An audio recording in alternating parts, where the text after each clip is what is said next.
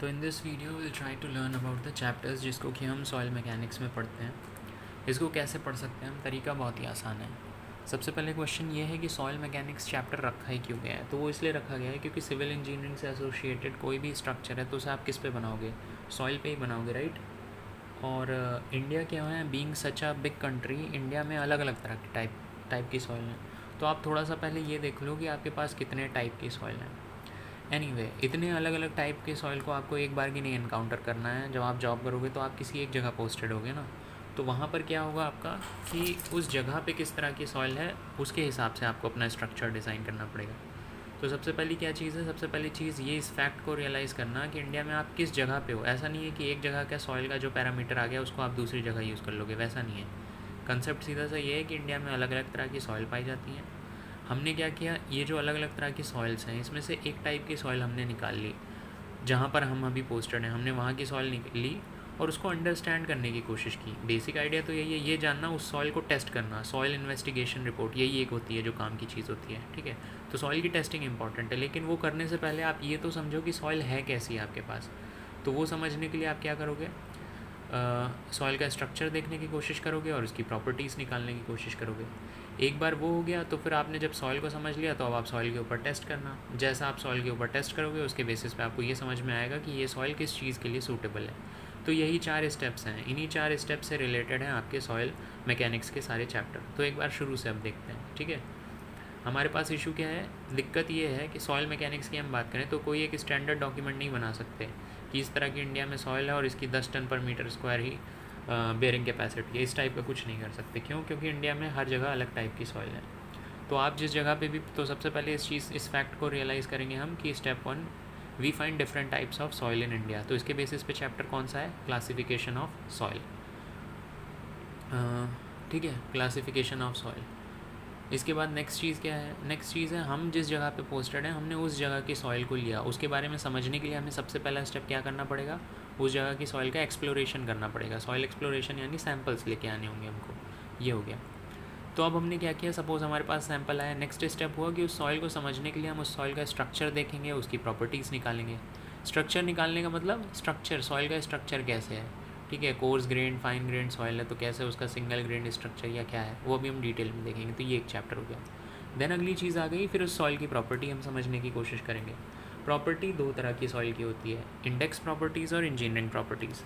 देखिए काम की तो हमारी इंजीनियरिंग प्रॉपर्टीज़ ही हैं, बट इशू ये है कि इंजीनियरिंग प्रॉपर्टीज़ को कैलकुलेट करने के लिए, फाइंड आउट करने के लिए हमको एलैबोरेट टेस्ट करने होते हैं जो कि बहुत ज़्यादा टाइम कंज्यूमिंग होते हैं। इसलिए अगर हमें छोटे से टाइम में कुछ सिंपल से टेस्ट हम कर सकें जिससे कि आसानी से इन इंजीनियरिंग प्रॉपर्टीज़ के बारे में एक रफ़ आइडिया तो लग जाए, तो उसके लिए हम क्या करते हैं, इंडेक्स प्रॉपर्टीज़ निकालते हैं, ठीक है। तो इंडेक्स प्रॉपर्टीज़ वो सिंपल, मतलब वो प्रॉपर्टीज़ होते हैं जिन्हें कि हम आसानी से सिंपल टेस्ट करके निकाल सकते हैं कम से टाइम में, और इनसे हमको मोटा मोटा इंजीनियरिंग प्रॉपर्टीज़ के बारे में आइडिया लग जाएगा। बस इतनी सी बात है। अच्छा, तो ये हो गए इंडेक्स प्रॉपर्टीज़। दूसरी टाइप की प्रॉपर्टीज़ कौन सी होती है, इंजीनियरिंग प्रॉपर्टीज़। यही हमारे लिए इंपॉर्टेंट है, ठीक है। तो इम्पॉर्टेंट है ये इंजीनियरिंग प्रॉपर्टीज़ को याद रखने का निमोनिक क्या है, इंडिया में इंपॉर्टेंट और कौन होते हैं, IS PCS। तो PCS याद रख लो आप। P से याद हो जाएगी परमिएबिलिटी। C के बेसिस पे 3 चैप्टर हैं, C3 कौन से हैं वो, कॉम्पैक्शन, कंप्रेसिबिलिटी और कंसोलिडेशन, ठीक है। कॉम्पैक्शन, कंप्रेसिबिलिटी और कंसोलिडेशन, ये C से हो गए, और S से हो गई शेयर स्ट्रेंथ। तो यही आपके 4-5 इंजीनियरिंग प्रॉपर्टीज़ हैं, permeability, compaction, compressibility, consolidation, shear strength, PCS। तो आपने क्या कर लिया, पहले डिफरेंट टाइप्स ऑफ सॉइल देख ली, फिर सॉइल को एक्सप्लोर किया, उसकी स्ट्रक्चर, उसकी प्रॉपर्टीज़ निकाल ली। अब आप ये समझ गए, अब इस सॉइल के ऊपर हम ये डिसाइड कर सकें कि 4 मंजिल की बिल्डिंग ले पाएगा या 5 मंजिल की बिल्डिंग ले पाएगा, इसके लिए हमको क्या करनी पड़ेगी, सॉइल की टेस्टिंग करनी पड़ेगी। तो कॉन्सेप्ट क्या है, सॉइल मैकेनिक्स है ना सब्जेक्ट का नाम। मैकेनिक्स में क्या होता है, फोर्सेस, स्ट्रेस, स्ट्रेन, डिफॉर्मेशन, यही सब तो आप देखते हो। तो एग्जैक्टली वही चीज़ सॉइल के साथ यहाँ पे करेंगे। हम क्या करेंगे, सॉइल के ऊपर लोड लगाएंगे, ठीक है, अप्लाई लोड ऑन सॉइल, और फिर हम उस लोड के कारण सॉइल का डिफॉर्मेशन देख लेंगे। लेकिन सॉइल का डिफॉर्मेशन, जैसे हमने solid of mechanics of solids में पढ़ा था कि सपोज़ हमने ये एक ऑब्जेक्ट लिया, इस पर हमने किसी तरह का स्ट्रेस लगाया तो उसके कारण स्ट्रेन कितना होगा। इसमें और सॉइल में क्या अंतर है, बस इस चीज़ का अंतर है कि सॉइल के अंदर पानी प्रेजेंट होता है ना, तो वो पानी की प्रेजेंस सॉइल के डिफॉर्मेशन को अफेक्ट करेगी। लेकिन ये चीज़ दूसरे मटेरियल्स के साथ नहीं है। जैसे इस प्लास्टिक स्पून में पानी का कोई रोल नहीं है, वो उसकी सरफेस पर रहेगा, पोंछ दो हट जाएगा। लेकिन सॉइल के साथ इशू ये है, सॉइल में पानी भी प्रेजेंट है। तो इससे हमको क्या समझ में आया कि सॉइल पर टेस्ट करते वक्त हम उस पर लोड लगाएंगे और हम ये देखेंगे कि सॉइल कैसे डिफॉर्म करेगी। बट सॉइल का डिफॉर्मेशन काफ़ी हद तक इस फैक्ट पर भी डिपेंड करेगा कि उसमें किस हद तक प्रेजेंस ऑफ वाटर है। बस, तो अब इन 3 चीज़ों पे आपके कुछ चैप्टर हो जाएंगे। सबसे पहले सॉइल के ऊपर लोड लगाना। तो सॉइल के ऊपर लोड लगता कैसे है? जैसे बीम होती है तो बीम का सेल्फ लोड होता है प्लस उस पर एक्सटर्नल लोड आता है। उसी तरह सॉइल के भी केस में, सॉइल के केस में स्ट्रेस क्या होगी, डिज़ाइन एक्शन क्या होगा? एक तो सेल्फ वेट होगा, तो सेल्फ वेट के कारण या फिर सेल्फ वेट और सरचार्ज के कारण जो होता है वो होती है इफेक्टिव स्ट्रेस। और एक्सटर्नल लोड के कारण क्या होता है? Stress distribution. स्ट्रेस डिस्ट्रीब्यूशन मतलब वही बॉजिनेक्स थ्योरी, वेस्टरगार्ड थ्योरी और जो अप्रॉक्सीमेट मेथड्स होते हैं, न्यूमार्क चार्ट होता है, वो सब आता है। एनीवे, तो इफेक्टिव स्ट्रेस हो गया सॉइल के सेल्फ वेट के कारण, और स्ट्रेस डिस्ट्रीब्यूशन इन सॉइल वो हो गया एक्सटर्नल लोड के कारण। ये तो डिज़ाइन एक्शन हो गया। लेकिन इस डिज़ाइन एक्शन को रेजिस्ट करने के लिए सॉइल की मैक्सिमम स्ट्रेंथ कितनी है? तो वो कहेंगे शेयर स्ट्रेंथ ऑफ सॉइल। समझ में आ गया स्ट्रेस का? अच्छा, अगली चीज़ आ गई सॉइल कैसे डिफॉर्म होती है। तो सॉइल के डिफॉर्मेशन वही 3 इंजीनियरिंग प्रॉपर्टीज़ जो कि सी से आती हैं।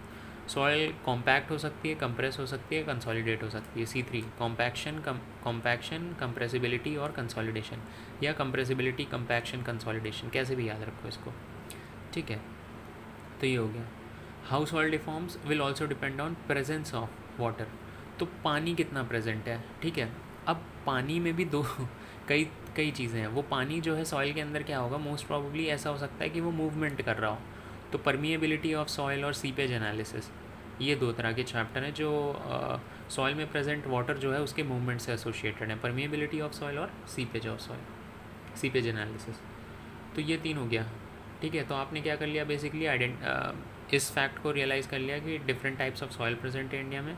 उसमें से आपने एक सॉइल निकाली, उसकी स्ट्रक्चर और प्रॉपर्टीज़ को समझने की कोशिश की। फिर उस सॉइल पे कुछ कंस्ट्रक्ट करने से पहले उसकी कैपेसिटी निकालनी पड़ेगी, तो उस पर लोड लगाया, देखा कि वो डिफॉर्म कैसे करता है, which depends on extent of presence of water. अब जब आपके पास टेस्टिंग हो गई सॉइल की, तो आपको स्ट्रेंथ वगैरह पता चल गई होगी, तो एक तरह से सॉइल इन्वेस्टिगेशन रिपोर्ट अवेलेबल हो गई। अब इस टेस्ट के बेसिस पे आप ये डिसाइड कर सकते हैं कि उस सॉइल को आपको किस पर्पज़ के लिए यूज़ करना है, राइट। जनरली किन किन पर्पज़ के लिए यूज़ किया जाता है? जैसे घर बनाना है तो घर की फाउंडेशन जो होती है वो फाउंडेशन शैलो फाउंडेशन रखनी है, डीप फाउंडेशन रखनी है, एक तो वो चीज़ पता चल जाती है। दूसरी चीज़, नेक्स्ट चीज़ हो गई रिटेनिंग वॉल। उसी घर में सपोज़ वो हिली एरियाज़ वगैरह में है तो वहाँ पे उठा के बनाना है घर को या कुछ इस टाइप का, तो वहाँ पे मिट्टी को रखने के लिए रिटेनिंग वॉल बनाते हैं। तो रिटेनिंग वॉल, फाउंडेशन। तीसरी चीज़ क्या हो गई, जैसे रोड वगैरह है, रोड वगैरह पे व्हीकल दौड़ते हैं ना, तो उसके लिए क्या है, एम्बैंकमेंट आप बनाते हो, ठीक है। तो ये 3 पर्पज़ हैं वैसे जनरली सॉइल के। मोस्ट प्रॉब्ली तो हर घर बनाने में, किसी भी तरह का कंस्ट्रक्शन करोगे, घर बनाओगे, बिल्डिंग बनाओगे, बिल्डिंग ही मोस्ट प्रॉब्ली ज़्यादातर केसेस होते हैं। तो पावर ग्रिड में भी हमने देखा फाउंडेशन के लिए soil investigation report, PNT BWS में भी आप देखोगे सॉइल इन्वेस्टिगेशन रिपोर्ट चलती है फाउंडेशन की, ठीक है। फाउंडेशन हो गई, रिटेनिंग वॉल हो गई, अगली चीज़ एम्बैंकमेंट। अब इनसे एसोसिएटेड चैप्टर कौन से हैं? जैसे सबसे पहले फाउंडेशन की बात करते हैं, तो इस पर सॉइल मैकेनिक्स में चैप्टर शैलो फाउंडेशन और डीप फाउंडेशन। एम्बैंकमेंट की बात करोगे तो एम्बैंकमेंट से एसोसिएटेड चैप्टर है स्टेबिलिटी ऑफ स्लोप्स, कि सॉइल के जो स्लोप है वो कहाँ तक स्टेबल होंगे। तीसरी चीज़ हो गई रिटेनिंग वॉल, तो रिटेनिंग वॉल से एसोसिएटेड है अर्थ प्रेशर, ठीक है। तो यहाँ से आपको सारे चैप्टर समझ में आ गए। अगर इसमें इक्का दुक्का छूट भी रहे हैं तो हम कवर कर लेंगे। एनीवे, ये सारी चीज़ें देखने के बाद ऐसा भी हो सकता है कि आप किसी ऐसी जगह कंस्ट्रक्शन करना बहुत इंपॉर्टेंट है, ऐसी जगह, लेकिन वहाँ की सॉइल उतनी अच्छी नहीं है, तो वहाँ पे क्या करना होगा, आपको सॉइल स्टेबलाइजेशन टेक्निक्स को थोड़ा सा एक्सप्लोर करना पड़ेगा। तो ये चीज़ समझ में आ गई, मुझे लगता है ये समझ में आ गया।